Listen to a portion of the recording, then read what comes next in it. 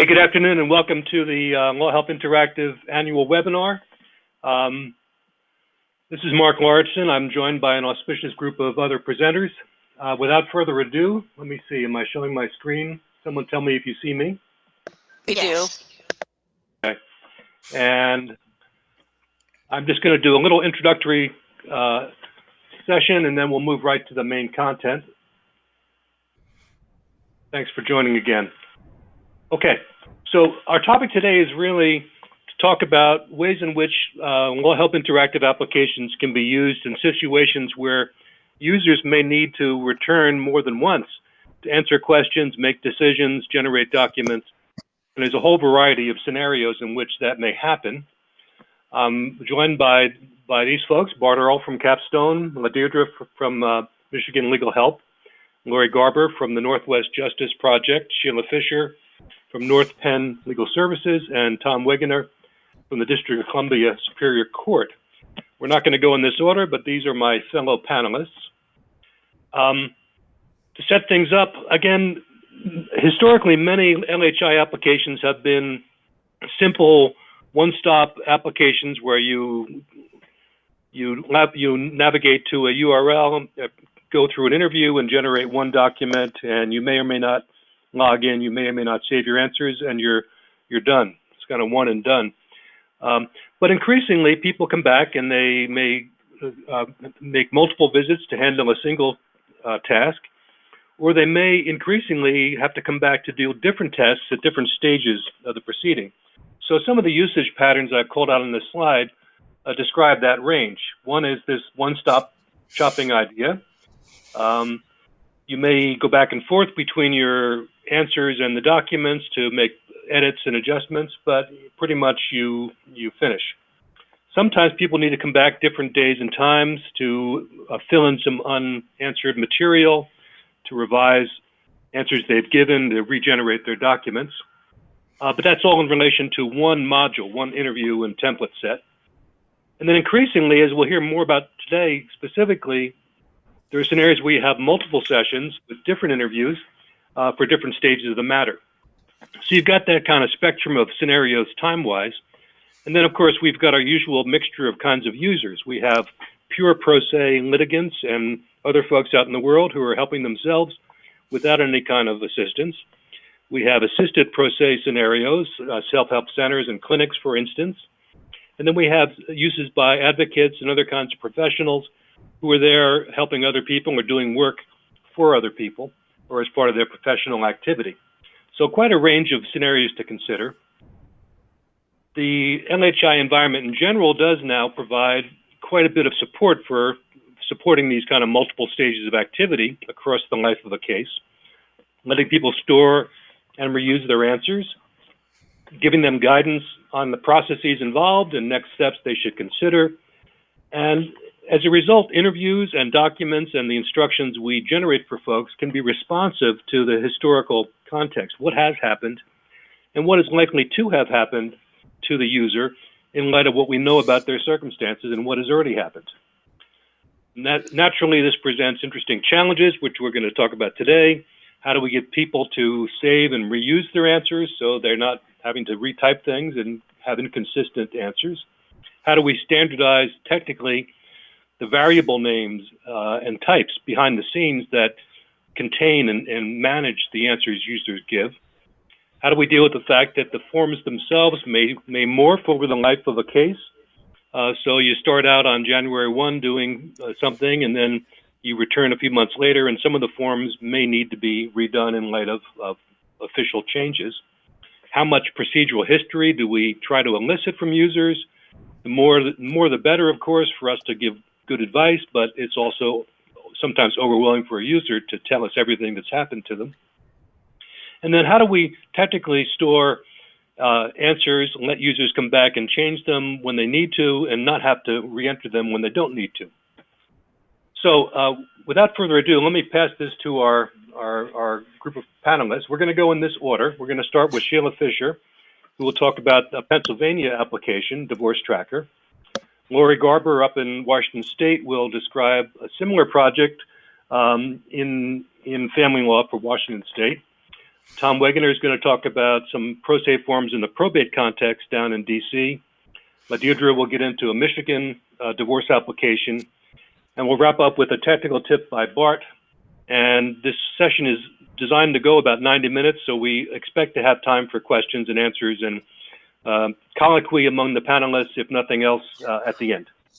So without further ado, let me switch the panel, and we're going to go to Sheila.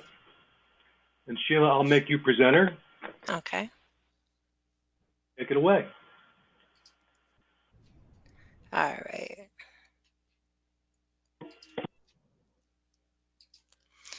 So do you see my screen? We do. Okay, fine. Hello, everybody. Yeah, so in Pennsylvania, we have this template now known as dubbed the divorce tracker. When I started this template, there were very few, if any, divorce forms for the public on Pennsylvania LawHelp or by the courts. Time has changed that, but this template is a little bit different because it enables pro se litigants not only to file for divorce, but also increases the likelihood they'll actually obtain a divorce decree. And the reason is because Pennsylvania has a lot of rules concerning waiting periods. 3 sets of documents, at least 3 sets of documents need to be filed over the course of a divorce. And what was really true in Pennsylvania, people were filing divorces by themselves, but they were stalled. The court's dockets were replete with a lot of stalled divorces filed by pro se litigants because nobody is going to look into the docket and help you along. And pro se litigants didn't quite know what was wrong with their case to move it forward. So that's how we intended, we hope we have accomplished, making the divorce tracker different. And as Mark says, it sort of is based on the fact that we want our clients, or want the pro se litigants to save their answers. And then we reuse that information later. And we don't reuse that information just to plop the information in a future form, but we reuse that information in computations to see whether or not waiting periods are met, service, elements of service have been met. Its information is constantly reused. And the divorce tracker also determines what's the easiest basis to get a divorce. Since we do simple uncontested divorces only in the divorce tracker, we're talking about divorces based on separation or by consent. And next we'll get to how that can change or how that gets determined. And then for each step of the way, and you'll see there are 3 packets, so to speak, that the user, the pro se litigant, only gets the forms that they need at that step in the divorce. They don't get the future forms. The forms they get from the divorce packet are completely filled out and accurate, and they can go to the courthouse and file it or serve them. But of course, people don't always follow instructions correctly, and some problems occur. And the divorce tracker should find that. And if it finds an error, if they find things are done too soon, too late, or certain requirements are not met, the divorce tracker will actually boot people out. It will not give them incomplete forms. It will not give them blank forms. But that can be also a boost to people because they'll get an instruction sheet on what to do. Now, this is a fairly heavy-handed way of dealing with document assembly, that either you can complete the form properly or you don't get your forms. But I've been a legal services attorney for 35 years. I've been doing document assembly for about 15.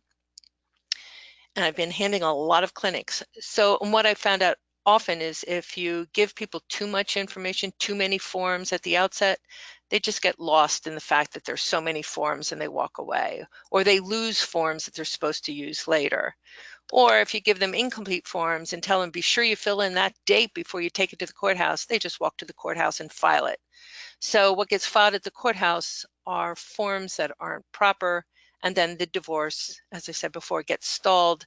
And we're all about, with the divorce tracker, trying to get the divorce filed accurately and then let it move through the system so people actually get a divorce.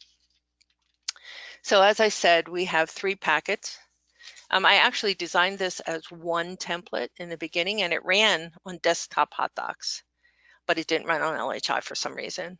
But as one of my favorite law librarians told me, this is better because now it's upfront in the pro se litigant's face. There are 3 packets. You have to do something 3 times.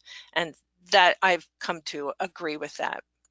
So like I said, to get from packet 1 to 2 or packet 2 to 3, hot docs will test whether or not dates and information were followed through with the previous packet, and whether or not waiting periods were have expired. Okay. And behind the scenes, what happens is that when answers are given to in the interviews, hot docs obviously is keeping track of that.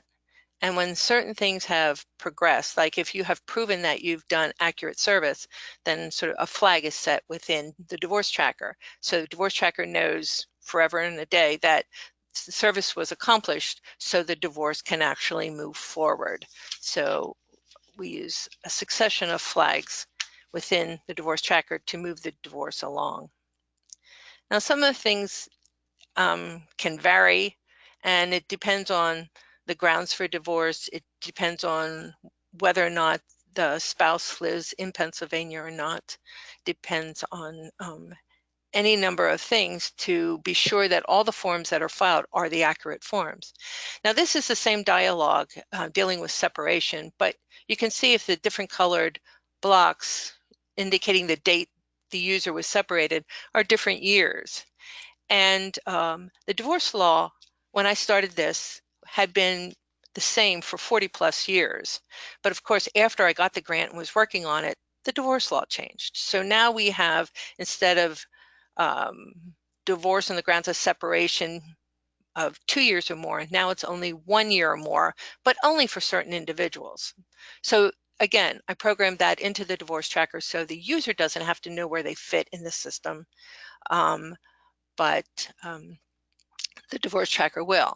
So on the top date where there's the date of separation was in 2015, the divorce forms have to allege a 2-year separation, and then all the computations based on that separation will be based with 2 years.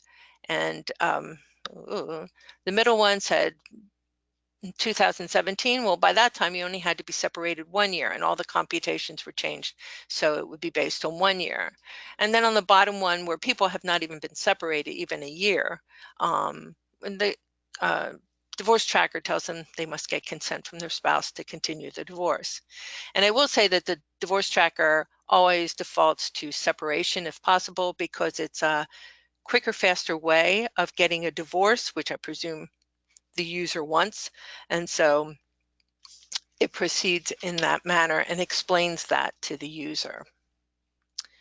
All right, so this difference between consent and separation results in different documents that are filed. You can see different documents were filed to start this divorce. It's very hard to see, but the dates for waiting between one type of divorce and the other are different. And again, this just carries forward into the next packets of divorce forms and varies what documents and what time frames are going to be necessary. So when somebody has done a packet and they've followed through with the instructions, the divorce tracker will know that they got the packet at least one time, right? And it will welcome them back and say, great, you did packet number 2, packet number 1, so now you can go on with packet number 2, continuing your divorce. But there is no jumping ahead allowed in the divorce tracker, because why? We're interested in giving people only those forms that they need right here, right now. We can complete them and they'll go to court and get one step closer to that divorce decree. So if they said, well, I'm already sitting at my computer, I'll just do packet 3 at the same time, the divorce tracker will say, sorry, not yet, but it'll give them some instructions about when they should come back. And of course, that will depend basically on what they do in the second packet. All right. So there are problems that occur, but even if the divorce tracker, like I said, will boot people out, it tells them why they're being booted out. And they will also, instead of getting a packet of divorce forms, they'll get an instruction sheet. I call them error sheets.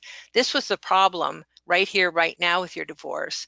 And like for this first example, of course, the top dialogue is about documenting service, proper service on a spouse. And for the over here to the left at the bottom, it says, sorry, it is not proper service, or there's not grounds to go ahead. Because why? In a consent divorce, you have to wait at least 90 days after a spouse was served before you can file consent, even sign the consent, let alone file it. And we were afraid if we gave people the consents right here and now, they'd sign them, and then you'd have an error, which we were trying to prevent. So even though the divorce tracker will boot them out, it tells them why, and it tells them the date by which they can go forward. It gives them the date of February 8th, 2020, which is 90 days after this date of service, 11/10/2019. And their error sheet will have that same information on it. So yeah, they may be disappointed about not getting forms today, but boy, when they come back in February 8th, 9th, 10th, everything will go smoothly. Some errors the divorce tracker can't handle. And the other example was a separation divorce.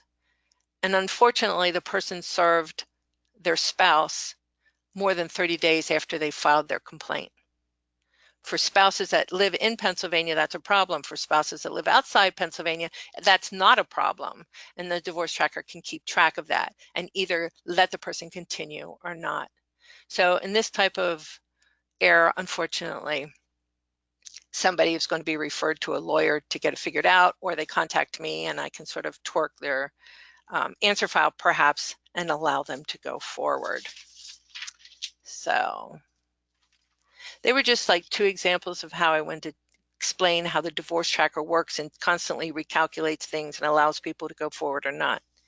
I did want to give a shout out to Bart. He taught me the concept of flattened logic, which really allowed me to tame the scripting within the divorce tracker, and I'm sure I would not have been able to do it if I had not known that technique. And then the other thing I want to quickly mention is this is a pro se template, but we use this in-house. And the reason we use it in-house is that not everybody can use a divorce tracker. We have clients who are primarily Spanish speakers. We have clients who are computer illiterate. So we do their divorces in-house. And I'm telling you, I don't think we've ever handled cases so efficiently and so accurately. I can actually get non-lawyers to take over the divorce cases, and they happily will use a divorce tracker for the client. We have ties with the divorce tracker into Legal Server. So we pull information out of our case management system, and we have standard cover letters. So things that take care of all these questions. And I will say, every time I think I've made an error, or every time I think Hot Docs has made an error, or my staff tells me that Hot Docs has made an error, it always comes back. It's always us that has made the error, not Hot Docs, or not the divorce tracker. So it's a handy thing to have both for pro se litigants and for our staff. So. Thank you, Sheila. I'm sure people have questions. We're going to hold questions and comments though until we get through our other panelists. And as I may say again, all of these topics, we could do a whole session just on any one of them. So let me make Lori presenter and let her take the stage.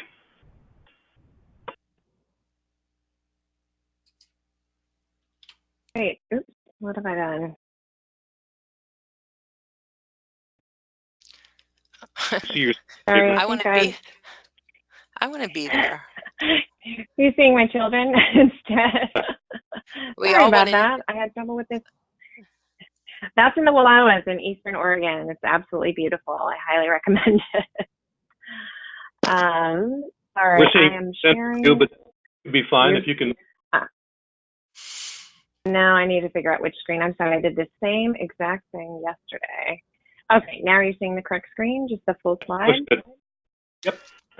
Okay, sorry about that. Thanks, everyone.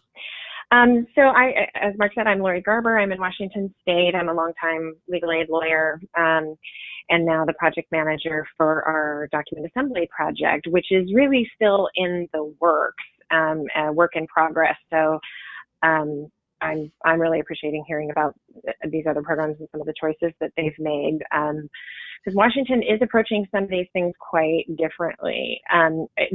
We are creating pro se tools for family law cases, and we're partway through building a pretty robust library for multiple kinds of family law actions, not just divorce, but getting parenting plans and child support for unmarried parents, and domestic violence protection orders once we're done with building our suite. And we're taking a really modular approach where each interview gives you what you need at whatever stage of the litigation that you're in, and depending on what party you are. And I'll talk a little bit more about that in a moment.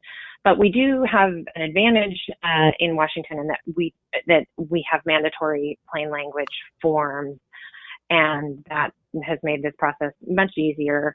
But it also means that the family law practice in Washington is very form driven, that there's anything the litigant wants to do, they need to file the right form to do it. So finding that right form and completing it accurately is really important. And there are family law facilitators in most counties that help direct clients to the forms that they need. And so part of this project is us working with those facilitators to be directing litigants to our interviews, and hopefully even providing space and kiosks and courthouses to do so is where we're hoping to get.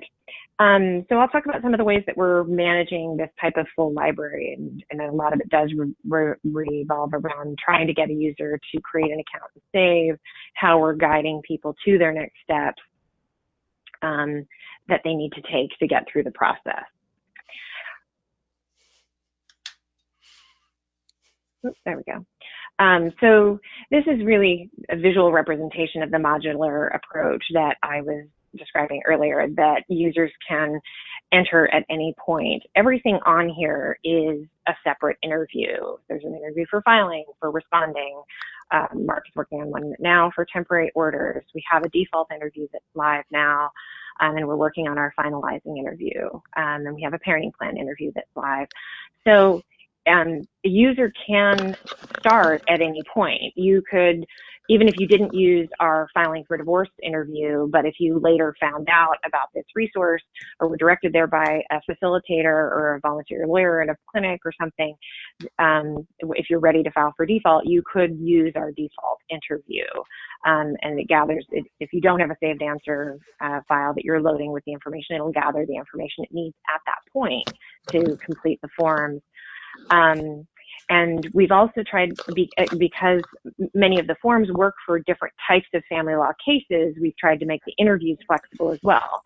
So the filing for divorce is only for filing for divorce. We'll need to have different filing interviews for each type of case we want to handle, but the default could be used for any type of family law case. That could be for a child support modification. It could be for a third-party custody. So that's very flexible in that way. And you'll also see that there are some of the interviews that can repeat at different times as the litigant is going through the case. So you may file a proposed parenting plan at the same time that you're filing or responding to a petition. You may have neglected to file one earlier, so at the moment you're asking for temporary orders, you need to file your proposed parenting plan. Or you could have gotten all the way to the finalizing stage, and now want to be doing a parenting plan that has that either is the same as what you've proposed at the filing or temporary order stage, or maybe is different because circumstances have changed over time. So that parenting plan and child support interview can be done at any point in the proceedings, and you'll get, the trick is giving people the supportive instructions they need to know how to use the forms they get in the right way at the right time.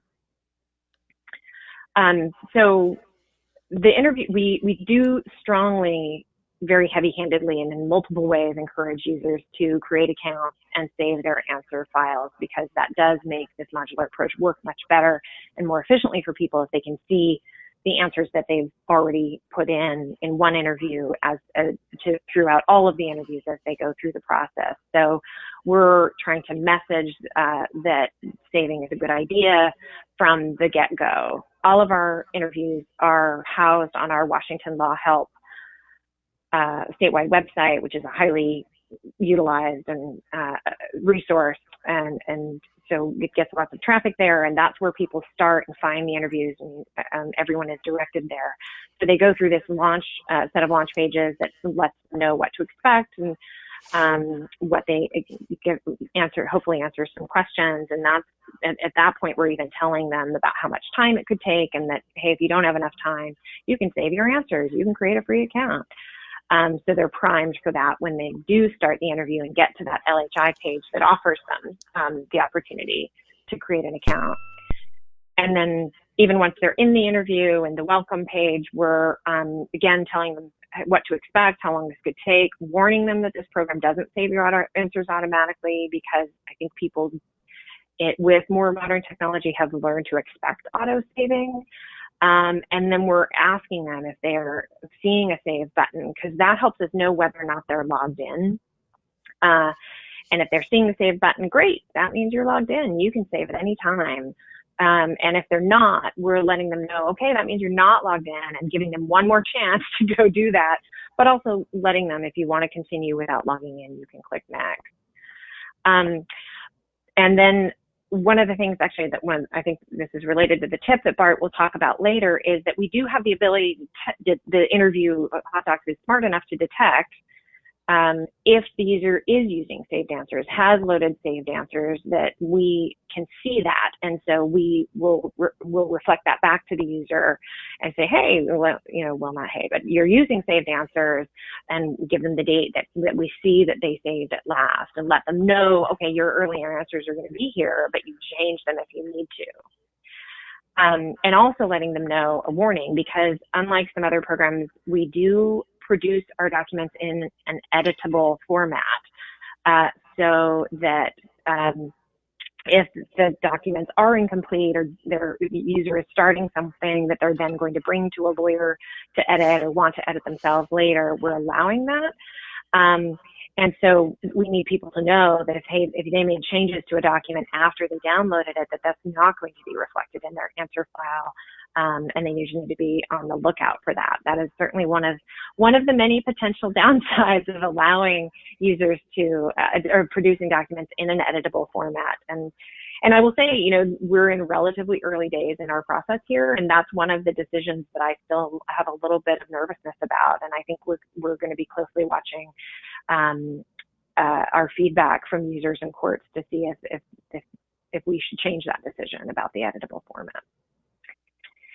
So the other thing we want people to know and have some support on is just not just saving and creating the account, but making sure that when you come back to an interview, either the same one that you're finishing or a next step interview later in your process, that you're loading your saved answers.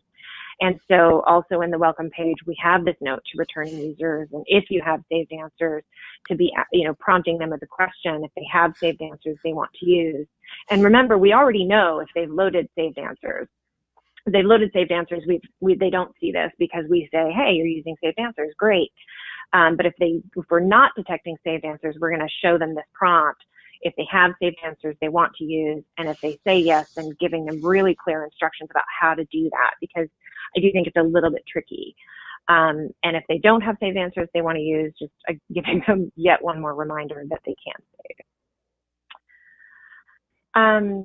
Another challenge that I wanted to talk about as we're developing this suite of modular interviews is how we're managing a variable over time that's going to change. And so the most concrete example of this is probably how you want to distribute your property or debts in a divorce case. And so Washington has no displeading in your petition for divorce. You could simply say, I want a fair and equitable distribution of all of my property and debt, and not include an itemized list. But you also have the option of saying, this is I know how I want to divide things, and this is how I want to do it. And so our filing interview gives the user the same options that are in our mandatory forms of either just making a broad category of, yeah, I want the court to divide property and debts, or giving a really specific list. And then our challenge is how do we take that data in the saved answers and manage it when the user is now going to try to get temporary orders, and maybe temporary orders more than once, because that is quite common actually to have more than one round of temporary orders as you're going through your divorce. And then at the finalization stage, that the relief you're asking for may or may not match what you asked for before, because even if you asked for it at filing, maybe you didn't ask for it at temporary orders, but you do now want it now that you're back at filing. And so I will say we are still grappling with this challenge, but we are what we're working with is the concept that if we have saved answers and we see past responses, that we're going to allow the user to see that, what they said before, and allow them to select and edit that list that they made. So, at temporary orders, we'll see, here's what you asked for in filing. Do you want to ask for that as a temporary order now? And they can say, they can either choose that list and edit it or do something completely different. But it's been a mind bender of a challenge. Then moving on to just how we're trying to guide people to that last mile of, once you've got your forms, what are your next steps? How do you get that to the courthouse? And so we're doing a combination of things. Most of our interviews do produce more than one form. We have made the choice to have those be downloadable separately because they are editable. And again, that's one of those decisions that I think we'll keep an eye on how effective that is. But what we're doing is that every interview will create, the first document that it will create is a full instruction form that will list everything that they should have gotten with their interview and or at the end of the interview. And of course, that list is going to be dynamic depending on the choices that the user made within the interview. So those instructions change depending on what the user said. And then each document that is generated also has what we call a quick instruction form, which is a one-pager that it comes at the front that says what this form is and exactly what you do with this form at this moment. And this is really the hot docs version of the sticky notes that I, as a legal aid attorney, was constantly putting on people's documents when I did it for them, because you have to sometimes do something different with the many forms that you need at a specific stage of the case. So that's how we're getting people through what their next steps are that they need to do. And the quick instruction form is really about your immediate next steps. What do I need to do with this right now? But there are also other next steps that you may need to do. So if you're filing for divorce and you need a fee waiver, we have a separate interview for that. And so your instruction form is going to guide you to that and let you click on the link to start that interview right away. In filing for family law case, you have the option of also asking for a domestic violence protection order. That's going to be a separate interview when we are done with it. But at the moment, we don't have the interview, so we're guiding people to a packet that gives them the additional forms they need. So that's how we're managing those other next steps now. But we have some ideas about how we want to be doing that in the future. And so we're experimenting with a Pathfinder interview that will ask the user what they've done and help guide them to the appropriate next step. And the goal is really to help them figure out where they are in that graphic that I had showed earlier, so they know what interview is the next step for them, if there is an appropriate interview or if they need to do something else. And then we're working with LawHelp Interactive on some new ways to hopefully guide people directly to their next step interviews. So if they did the filing and they need the fee waiver, that maybe on that landing page, there can be a link that takes them straight there. And those are in development. We're the guinea pig on that. But it's exciting to find new ways to guide people to these really complex suites of interviews to let people know where they need to go next. And the next steps that we're working on with LHI could be, a direct link that starts another hot docs interview. It could be a link to a web page, or it could just be a static text instruction. So that's what we're hoping to do.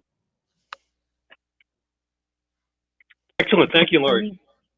Here's Lori's contact information if you need it. I'll give folks a chance to write it down if they want. We'll have questions and comments after the other presenters. But now we're going to step away for divorce for a second. I'm going to make Tom Wegener the presenter, and he can tell us about some somewhat different applications in the DC court context. Hi, thanks very much. Hear and see you. Okay. So the DC courts are relative newcomers to this technology and the LHI community. And the Probate Division, my division, is in fact the newest of the newcomers here in Superior Court in the district. And we're just going to talk very briefly about two kinds of filings that we have in the Probate Division, and the examples of these cyclical filings. They're certainly different than, the one and done, types of filings that we've seen in most of our processes, and they're even a little different than the multi-step, the two-step dance, three-step dance kinds of filings. Cyclical filings are filings that have to be made on a scheduled basis, kind of like our taxes. Everybody knows what April 15th brings. And in the district, if an adult is considered incapacitated, a family member, a friend, a business partner, a therapist, just about anyone can petition the court to make a determination about the capacity of the adult, and if the adult is not able to make life decisions or healthcare decisions, the court will appoint a guardian to assist with those decisions. When there is a court-appointed guardian, that guardian has an obligation to report to the court every 6 months and has to file a multi-page report of guardian.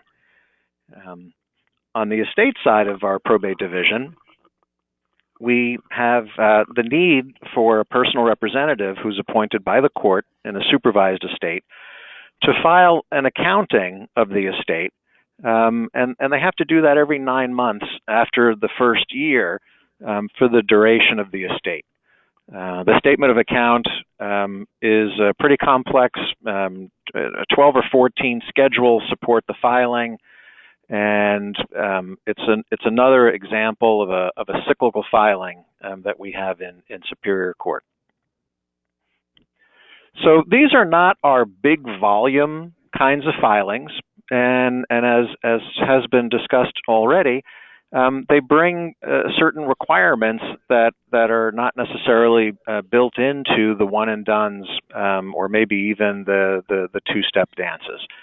For our report of guardians, we have some relatively static data, things that really don't typically change, and in fact shouldn't change unless the parties have petitioned the court for those changes. We have dynamic data that really has to change in every reporting cycle. For example, the guardian has an obligation to visit the ward each month, and the dates of those visits, will clearly change from 6-month filing to 6-month filing. We have a unique attestation and certificates of service with each of these reports, and we have some data that conditionally could be the same as a prior report. We have all those requirements with the statement of account, but similar to federal tax filings, we have to render conditionally, upwards of around 14 different schedules, depending on the kinds of assets, the kinds of transactions, the kinds of obligations that the estate is dealing with. We also have to maintain an opening balance in a current reporting cycle that foots with the closing balance of the previous report.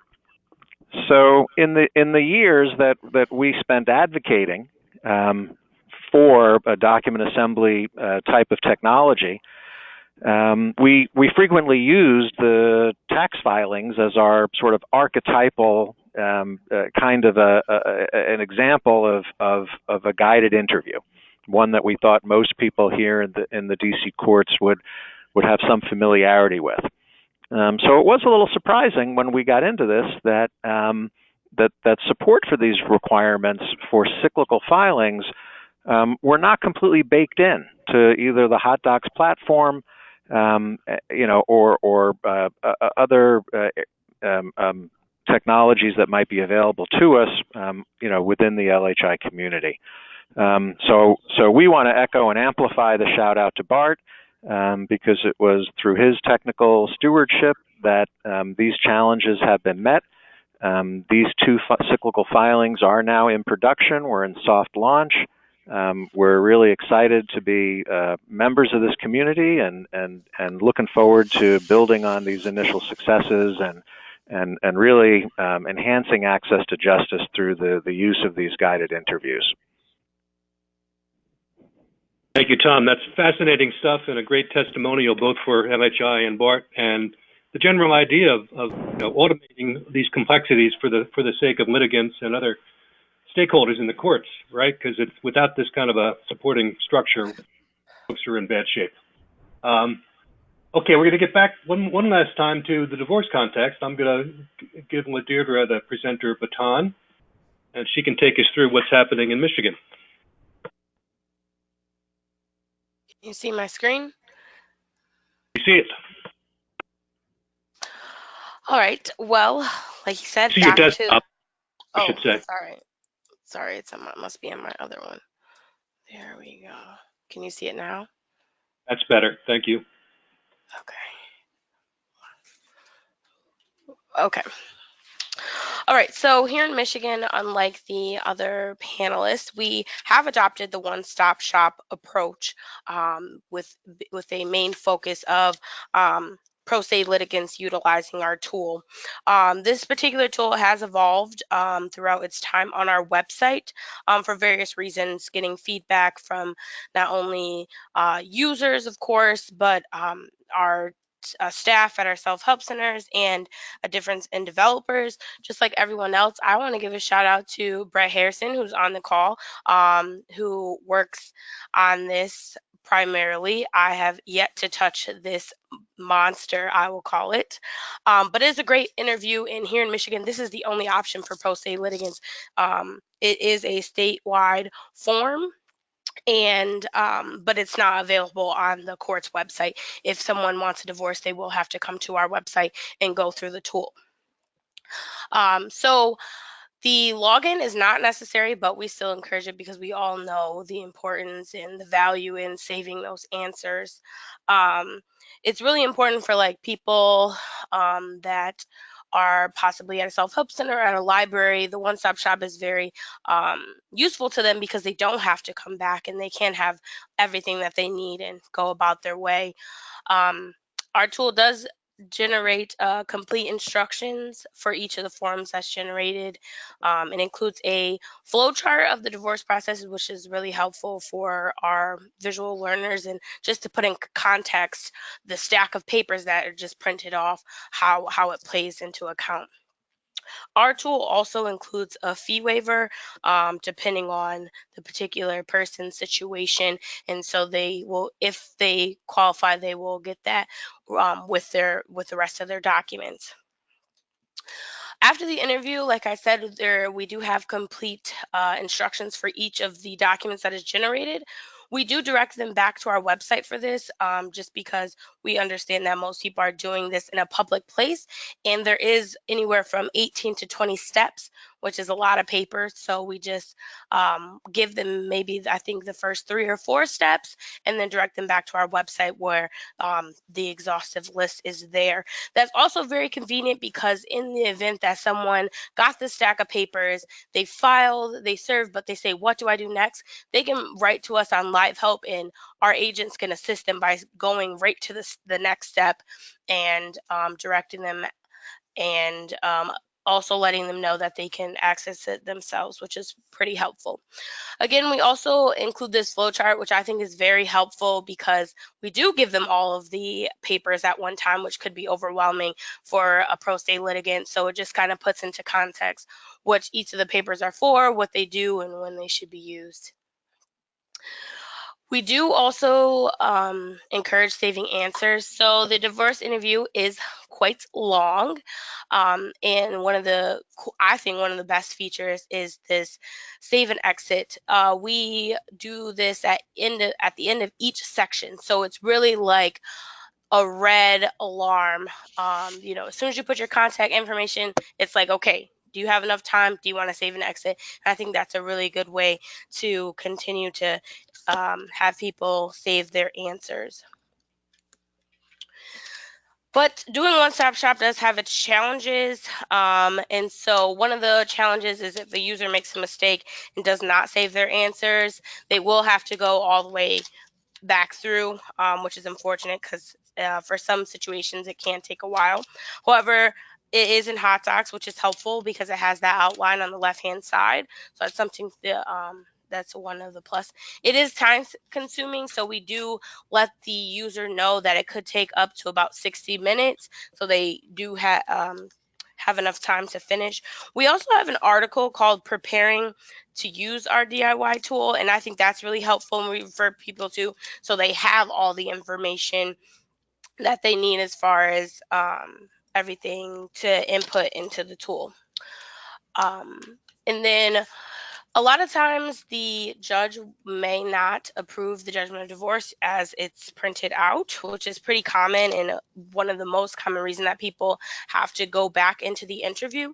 So we do have a separate judgment of divorce interview that's standalone, which is really helpful because it really cuts down on the time and people don't have to go all the way through an interview that possibly could have took them an hour when they just need this one particular form edited.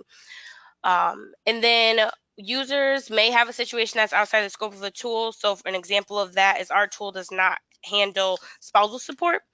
So we do have a document that prints out with their forms that reminds people of other tasks that they need to follow up on, which is really helpful so they don't forget.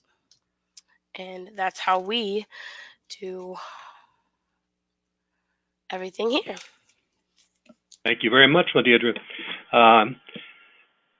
Brett Harrison in the background has reminded us that a lot of the work that behind this monster application is due to the credit of our old friend Bob Aubin, who many of us know is not on the call, but Bob is a lingering presence in the LHI community. Okay, we're going to switch now to Bart for some wrap up. He's going to take us beneath the hood a little bit and show us some techniques to make some of this magic happen. So Bart, you're on.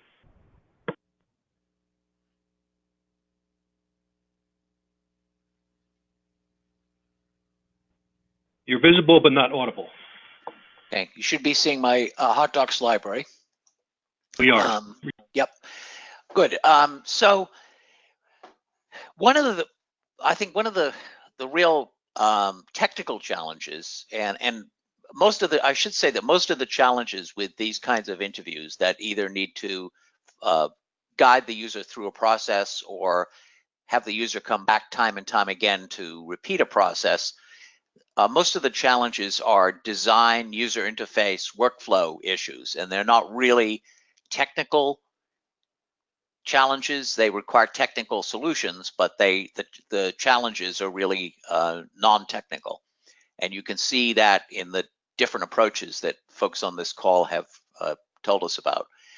The big technical challenge, I think, is preserving is capturing and preserving the state that the user is in at the moment when they're in the interview and when they leave it. And one of the and that really applies across the board to all kinds of things that you need to keep track of. If you want to keep track of sort of where the user has been, where they should be going, whether they've been here before, etc. The trick is with Hot Docs interviews is that you want to be able to set flags or set values of things in the interview and then be able to test on those later to see where the user has been. And the technical problem is that when you're in the interview, if you set a flag, for example, saying the user has been here before and they haven't been, you set it And now all of a sudden it looks to the user like, it looks to us and to the user as if they've been here before, when in fact, all we're doing is just setting that flag for the first time. Ideally, we would want to trap the event that happens when the user leaves the interview and say, hey, the user just left this interview. They've never been here before. Let's keep track of the fact that they were here before, or let's keep track of what they just did. But you can't really do that with hot docs interviews because there's only one interview, and the interview itself is non-linear. If once the hot docs interview loads, the hot docs basically cycles through that interview over and over and over again. And the exact details of what it does and how it does it, not worth really going into, but the basic idea is that every time the user does something, like they click on an answer or they move from one screen to the next, at least in that instance, it's going to process the interview. Hot docs will process the interview multiple times. So there's no way to sort of say, okay, here you are on screen 1, we will set a flag here, or you're at the last screen in the interview, we'll set a flag here. It just doesn't work that way. The whole thing has to go, you have to deal with the fact that it's just looping continuously. And I'll just give you, Lori had mentioned this in her presentation, but I'll give you a very quick demonstration of the issue of how it works in one of the Washington State interviews in terms of keeping track of whether the user has been there before. So I'm going to run this filing for divorce interview as a JavaScript interview, and I'm going to use a new answer file. So the user has never been here before. Just going to drag this over. So all the screen is doing at this point is just asking the user if they see the save button. If they see the save button, which doesn't show in the test JavaScript interview, but if they see the save button, then that's basically determines whether or not they've actually logged in and able to save their answers. So I'm going to now run it with a set of saved answers. So I've been there before.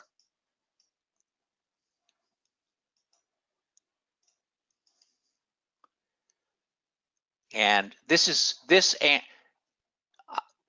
answer set doesn't include any questions that I've answered in the interview. Basically, all I did was go in, run it once, save it. And now you can see when I come back, first of all, it says you're using answers you saved on 12/5/2019. It knows it's not asking me about the save button because it knows that I'm in a saved answer file. Because if it didn't, if there were no answers saved at all, then I'm not in a saved answer file. But if it sees that something has been saved, then I'm good. I'm in a saved answer file. So how to accomplish this? I'm going to open the component manager for this interview and go into it, into the interview. So the first thing you might think is that you can simply set a flag that says, hey, the user has been here before. The problem with doing that, of course, is that as soon as you do that, they're in the interview, and immediately the interview thinks that they've been here before, even though this is the first time they've been here. So how do you set a flag so that in subsequent answer files, we can determine whether that they've been here, but at the same time, in the very first interview that runs, we don't want that flag to have any effect. And the answer really comes into using two different flags. There's a fairly well-known riddle that says that basically that you are coming to a fork in the road into the desert. And one road leads to oasis where there is water and you'll live. And the other fork in the road leads deeper into the desert where if you go, you're going to die of thirst. There are two people at this fork in the road. You can ask them a question about which way to go.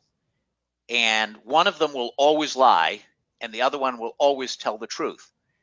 And there is one question that you can, and you don't know which one is the liar and which one is the truth teller, but you can ask either one of them a question, one question that will tell you which way to go. And the kind of that riddle sort of encapsulates the technique used to use two flags. First of all, when the interview starts to run, one of the first things it does is run this computation set answer flag CO. I'll open that up. And here you'll see actually at the top that it's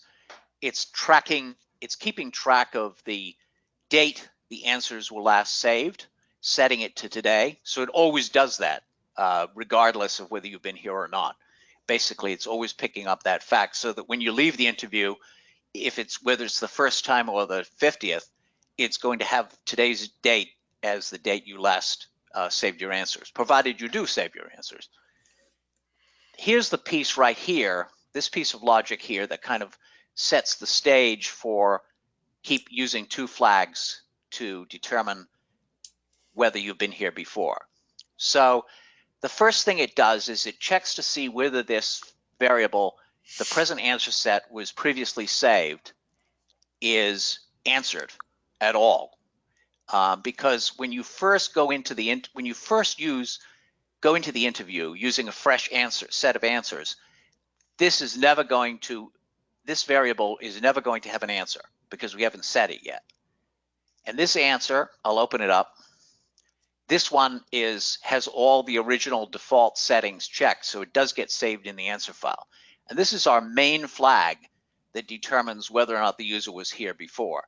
Once we leave the first instance or the first time they've used a set of answers, and we go into the second or third or fourth session with that set of answers, this flag will always have a value. So this script here only runs once, which is the first time they load the interview with a fresh set of answers.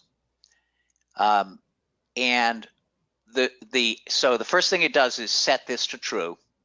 So for in perpetuity for this answer file, this value is always going to be true because we never mess with it again.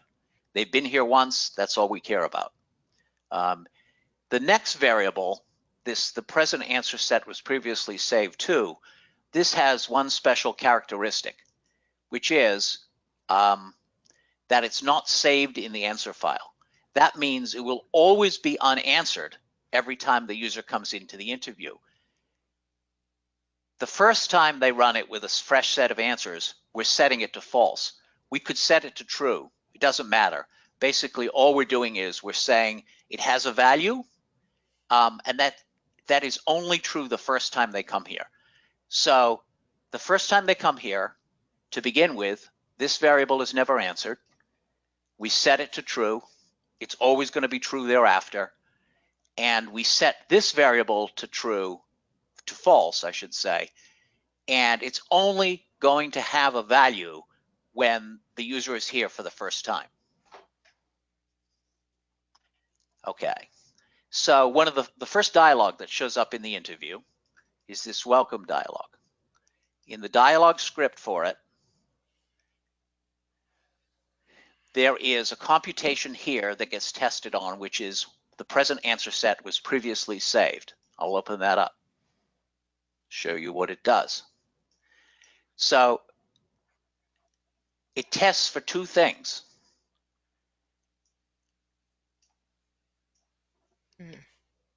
Is this variable answered?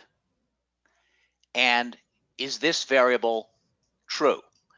And remember that this variable here is set not to save in the answer file. And this variable will only have an answer if the user is here for the first time. So if it's not answered, that means the user is here for the second or later time.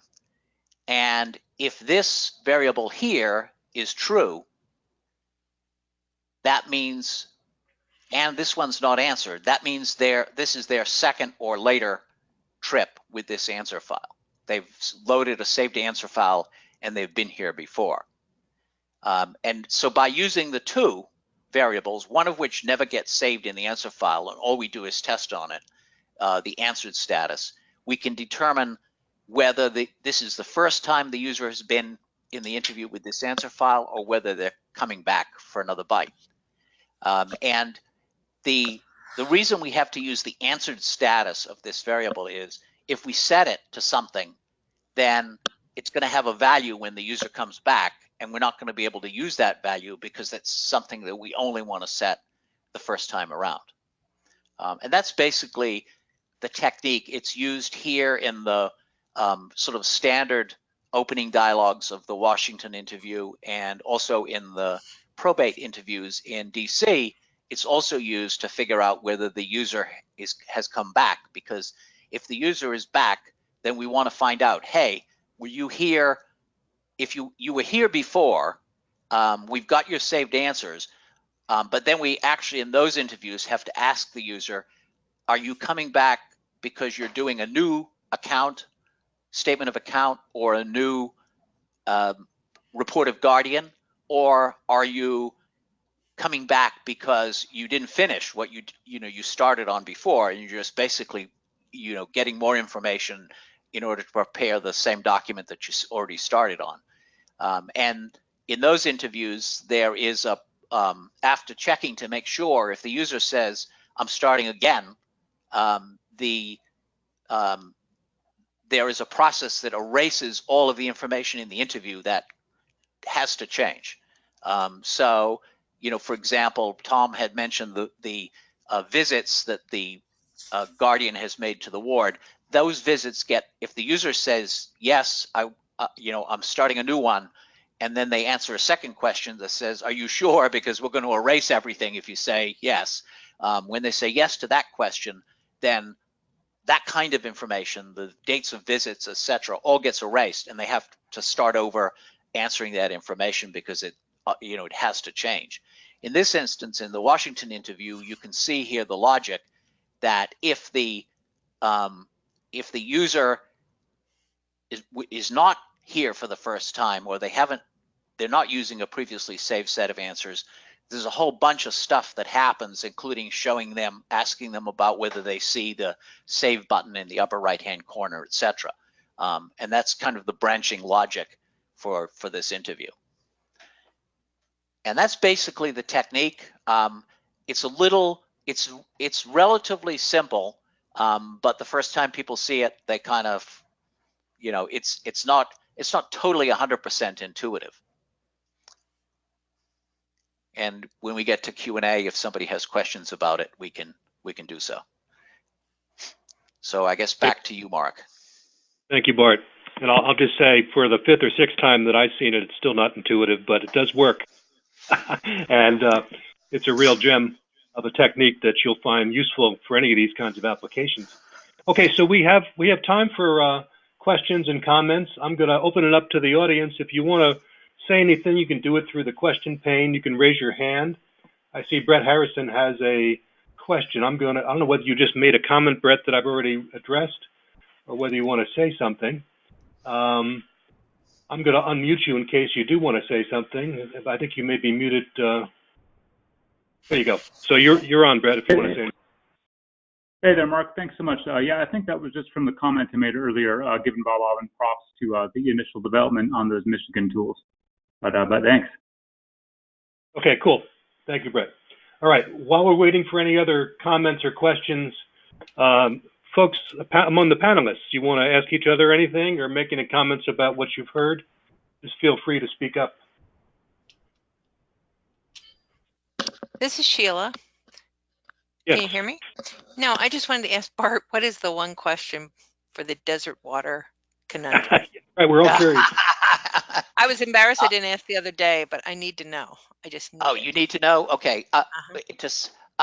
To avoid spoiling it for other people who want to see if they can figure it out, I will send you the message privately. Unless there's a unanimous request for the answer, in which case I will give it. We probably can't find unanimity here, but if anybody wants to know, you can ask Bart or Google it probably. I'm also curious. Yeah. Okay, other comments or questions? One thing I'm curious about is just maybe the folks who've presented, what's been the volume of usage and kind of the overall reaction from the users so far to these applications?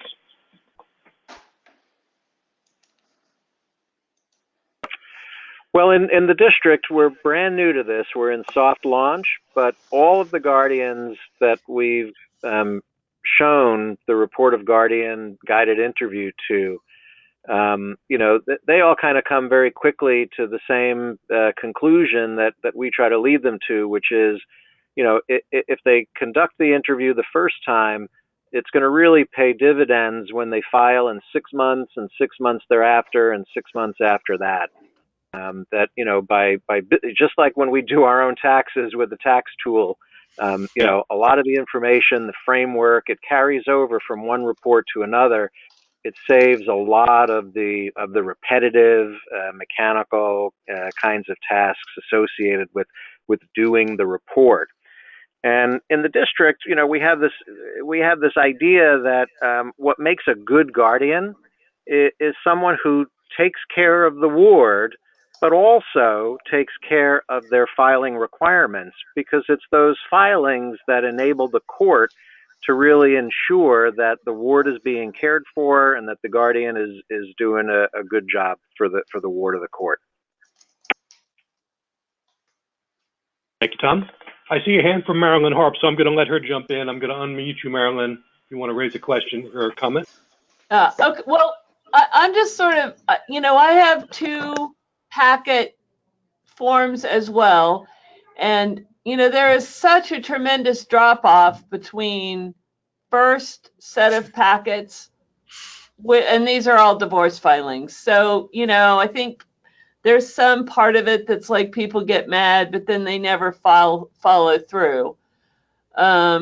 We have a new set of service. If you didn't get service the first time, that creates a second set of service packets, and we're just seeing a little increase of use of those. But I just wonder if my results that about 10% of the people who file petitions file final orders would be consistent with other people's or way out of whack.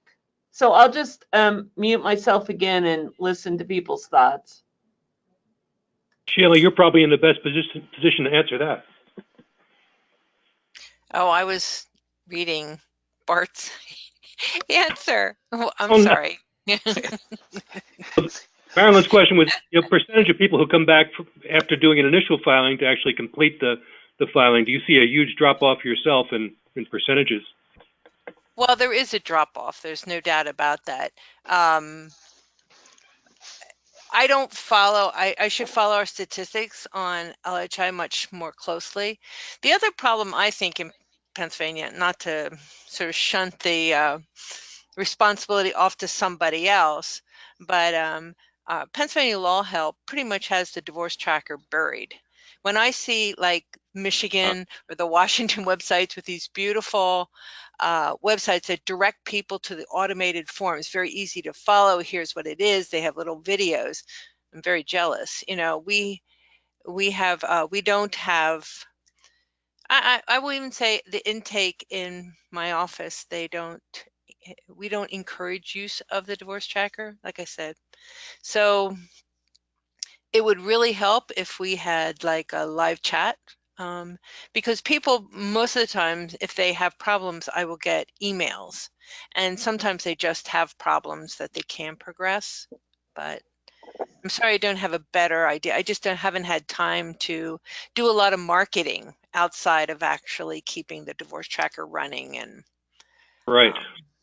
So I need help. Yeah, I see Aaron had a response. Aaron, I'm going to unmute you in case you wanted to say it audibly for the benefit of others who can't see your questions. I'm not sure if you are muted locally, but Aaron said in Texas, Tyler says the completion rate's about 16% across automated forms. Yeah, Aaron doesn't have a mic. And that's been consistent over several years. So there's a general, I mean, by completion rate, I assume that means folks who actually finish the interview and generate documents, not necessarily when they come back for a subsequent phase of litigation. But I imagine this is a common phenomenon. Ladidra, is that an issue you've run into? I guess you have a one-stop shopping, so you don't actually see this explicitly out there. Yeah, we don't see it explicitly. Lori, you're still, go ahead. No, I was just saying, this is Sheila again. I will say that on those cases where we send, other than custody is a very, it's a very inviting system. You just have to file one pleading and your whole case is going to go through. But absent that and some of the pro se assisted work that we do, that we give people papers to file, if we check the dockets for those individuals to see whether or not they filed the cases, the percentage is abysmally low. I mean, that's not a hopeful thing to say on this call, but yeah, getting people to the court and actually following through is Lori, the I think next step. you're too early a stage to have much meaningful stats on this kind of question. Yeah, we don't have our finalization interview out yet, so it's hard to tell. And I think also it'll always be hard to tell because we aren't requiring you to start at the beginning. And right. In Washington, it doesn't necessarily, even if the petitioner started the case, the respondent can be the one to move it forward. So just because the petitioner didn't do a finalization interview doesn't mean the respondent didn't make that happen in some other way. So I think absent some real cooperation from our court system in a way to tag and measure what's actually getting filed, this is just going to be a really hard question to answer. Mm-hmm. I would like to add that we did just get a texting TIG, and so we are hoping to be able to retrieve some of those outcomes through that. Interesting. Basically, be able to text people like, "Did you file or did you serve this?" with it, and then a yes or no. So that's something that will be coming down the line as we start TIG in 2020. It's a good reminder, yeah, that the technical options for interacting with users across time and giving them meaningful support and finding out what actually happened are just keep increasing. Someone else want to say something in there? No, can Claudia, you guys hear me? Yeah, I think that texting has always been my dream, to be able to integrate that post-interview, but I don't think it has to be an integration. It could stand on its own, and I think it's a fabulous way to track after people leave the site and to be able to do some way to text. Did you file it? Did the court accept it? Did you get your schedule? And then depending on how they're answering, sending them text campaigns, 30 days after. Did you default?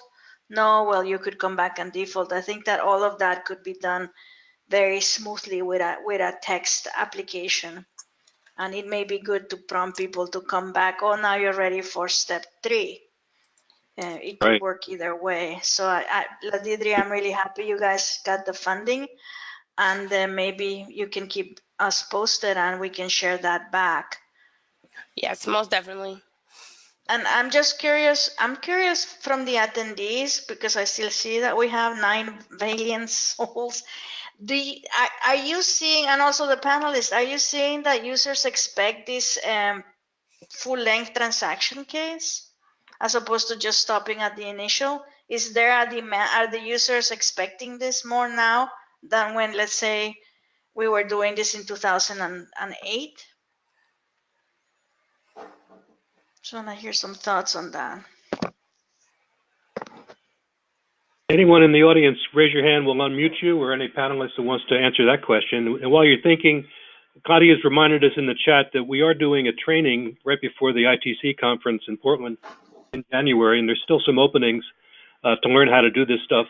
If you or your colleagues or anybody you know is interested, register soon so we can get you in the list. But back to Claudia's question. Has the demand for this changed, or are we just getting around to getting it done?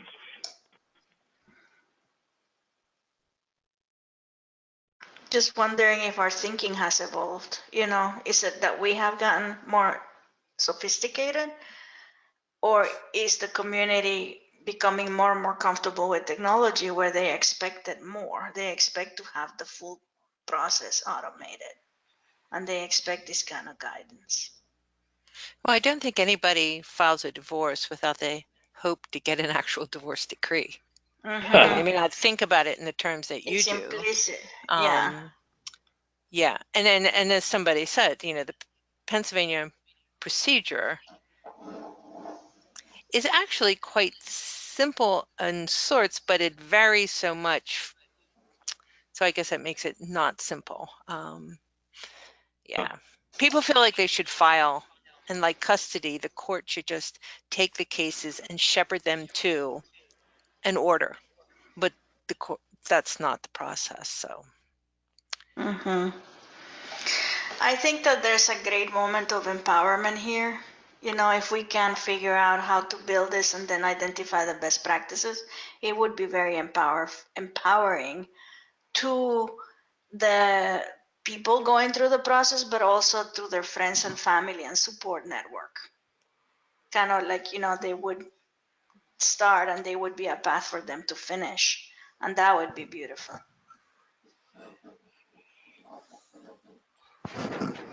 Yeah. We have about 10 minutes left. If anyone wants to raise any more general questions, comments, we are quite open to it. I agree with Claudia. This is a very important dimension of our work that maybe now we're at a level of maturity and able to deal with. So to the extent there is demand, which probably is, we can and should be responsive to it.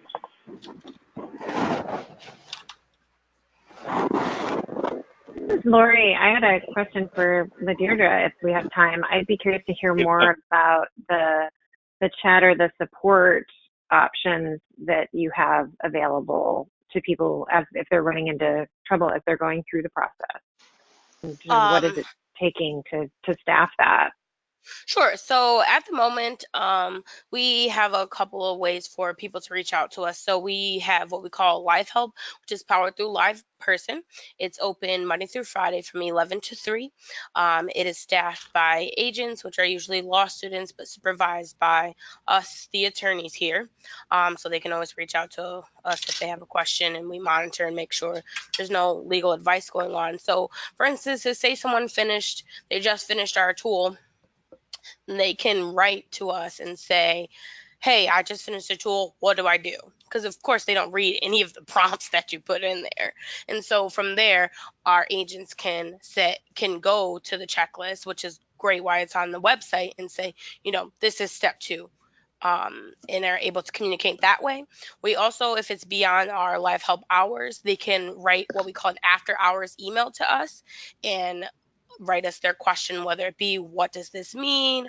If they're in the interview, or if they've finished and need help with a particular part, then we can write them back. And we usually, we do them every day. So at the latest, it'll be 24-hour turnaround till we answer them. So that's what we have in place right now as far as support for our users. But again, with the texting project, we're hoping to take that one step further and be able to connect with people once they actually leave and we can reach out to them versus them coming back to us. That's fantastic.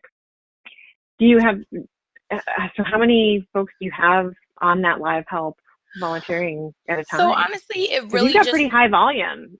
Yes, so it really just depends, because again, it's mostly law students. So if it's the summertime, we're most of the time really fully booked because we usually have 2 students. So that's part of their job from 11 to 3.